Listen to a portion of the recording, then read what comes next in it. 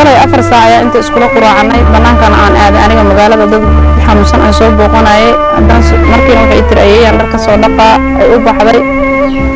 hadda qof aan bixid ku ogaan ama meel aad aan ku ogeyn ma aysan ahayn markii aan imidna ayada maqana imid geerideeda ayaan iigu xid xamdi waxay ahayd gabar ardayda muddo wax baranayso taqaana inta san dugsiga laga soo maro san dugsiga hadda ugu dambeeyana soo qaadatay qof akhlaaq leh idinna la waaridkeedna jecelna waa ahayd waxa sanaya qof kasta uu dareemi karaa hooyo cunugeedii weysay ama aabo cunugiisii waayay tiiraayada uu leeyahay uu dareemi karaa tiiraayada qof kasta oo muslim ah qabsanayd u baan haysanag aan ka tiiraayensanahay dhibaatada gabadhan loo geeyay cunug ajunti ku soo bixday wax soo bartay soo barbaariday xanuunka uu leeyahay qof kasta oo Soomaaliyeed ee dabir bil aadan ku jirta adinka waxdiin waa dareemi kartiin intaas aan dhibay waxaan codsanaynaa marka qof kasta ee dabir bil aadan ku jirto islaan ku jiro inuu dawladda aan ka codsanaynaa inuu cadaaladda noo soo marsay dhibaatadaas gabadhaas wixii nooga sameeyay gabdhaha Soomaaliyeedna oo ku sii sameeyay waxaan ka dareemaynaa amba ka tahay murugaad xanuun badan oo ka dhalatay gabadheeni oo si nabadgelyo nooga tagtay noola soo sheegay in ay geeriyootay geeridu waa xaq waana qadar eebe mar walba waa la sugaa laakiin way kala xanuun badan tahay sida tan ay u dhacday mid aan qaaday weynay oo na murjisay oo na xanuujisay oo xalay ku hoyan weynay oo ilaa hadda aan ka joogi weynay noqotay gabadheeni sidaan tuumayna waa la kufsaday kadibna dabaq dheer ayaa laga soo tuuray ma garan karno iyadoo markaas dhimatay markii dileen kadibna soo tuureen iyo inay nolol ku soo tuureen ma naqaano Allah og baaritaan ayaana socda laakiin gabar socod badan ma ahayn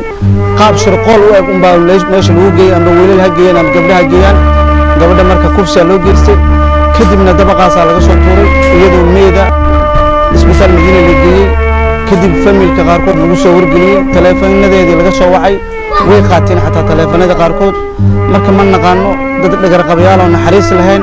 oo aan u damqanin gabdhaha la dhashay kuwa ay qabaan kuwii dhalay ayaa falkaas geystay والله ما شيء كان هذا واحد حرن إلا على حقوقات سيدنا الله صح حقيقي كوف سجنا قار كمية باقي سيدك حرن قبلها كجرا كيسكم بارتانا صعدا نتيجة أيها سكور سوينا وإسوا صارتو عدالة إن هرجي أنا رجينا كل دبكة سجيستي كل توما يا كجرا واحد حرن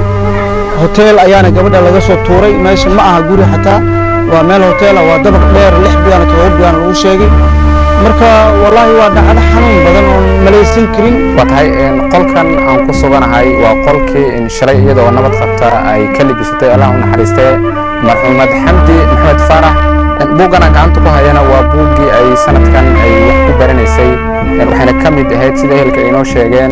ardayda sanadkan ka qalin jibisay dugsiyada sare waxaan loo sheegay in buugtan halkan yaala gabadha ay iska lahayd Allah u naxariistay Xamdi sidoo kalena boorsadan ay ahayd boorsadii shalay ay ka libisatay بسم الله الرحمن الرحيم الحمد لله رب العالمين وبه نستعين على أمور الدنيا والدين وصلى الله على نبينا محمد وعلى آله وصحبه وسلم السلام عليكم ورحمة الله وبركاته والد السلام يا مرحبا عالم كاتك جوتان الصباح وناكسن قلب وناكسن هبين وناكسن والوقت ولي بأيد انتهي ولكن إسحاق إبراهيم وإذن كان صوت لذلك كندا أن وحدنا قل صعتان دولميديت ميدي جروب فضلنا دي أتكو عصبتها يوتيوب شانل كدولميديت ميدي جروب waxaan ka codsanayna inaad subscribe ka noqoto in muuqaaladan aad gaarsiiso asxaabtaada sidoo kale haddii aad ku cusub tahay Facebook page-ka Dulmidit Media Group iyadana waxaan ka codsanayna inaad like garayso follow aad ku sameyso si muuqaal waliba aan soo gudbino aad u noqoto daawadaha ugu horeeya oo arka insha Allah sidaan ognahay Dulmidit markasta waxay ka hadashaa dulmiga iyo xadgudubka loo geysto muwaadin kasta Soomaali ah meel walba caalamka oo kaga nool yahay إن واحد سوكوبي كرماها دلمية كدعاء دلك الصومالية لكن مرة بوحان اسكو دينا إن صوق هذا أما أن كهذا إن مثل وحنون كبدن إسلام كان هذا الهين تبدن أنا إسلام هاي هديئات كأمستان أمد نقطان ضد يعني دلمي جرالك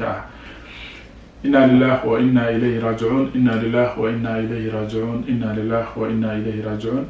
أنا وقال لا مجا تيم كدولميديت فاميلي وحان تعسيد إتيران ذا لقب سننا الذي قرابتي أصحابتي كجيريوتي ولا شينا حمد محمد فارح ورنتي سين حرس درعه لو قد لي أما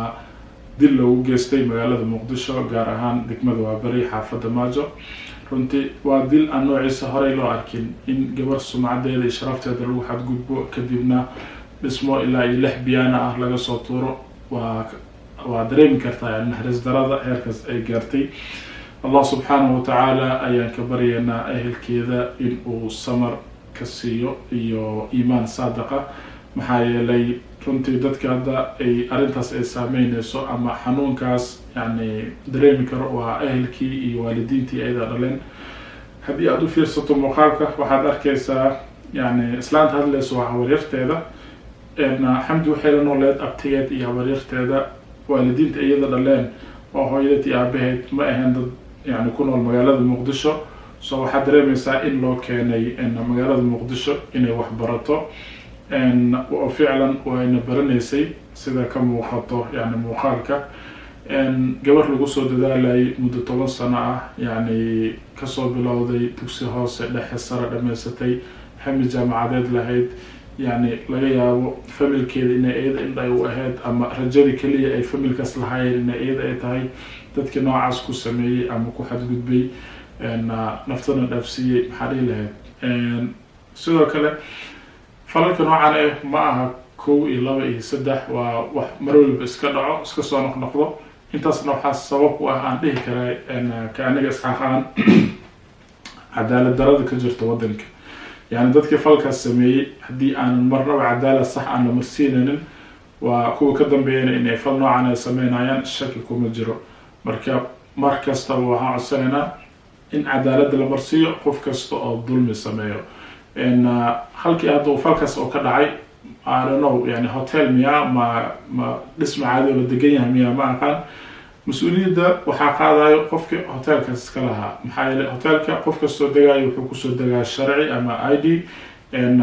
easy waaye in la ogaado يعني قلك وفلكس كدعي بدك دجنا والأوكي هاي هدي هوتيل تهاي هدي أي تهاي يعني مال عادي ولا دجنا أو أبارتمنت أما يعني إن شقة مال هاي هدي أي تهاي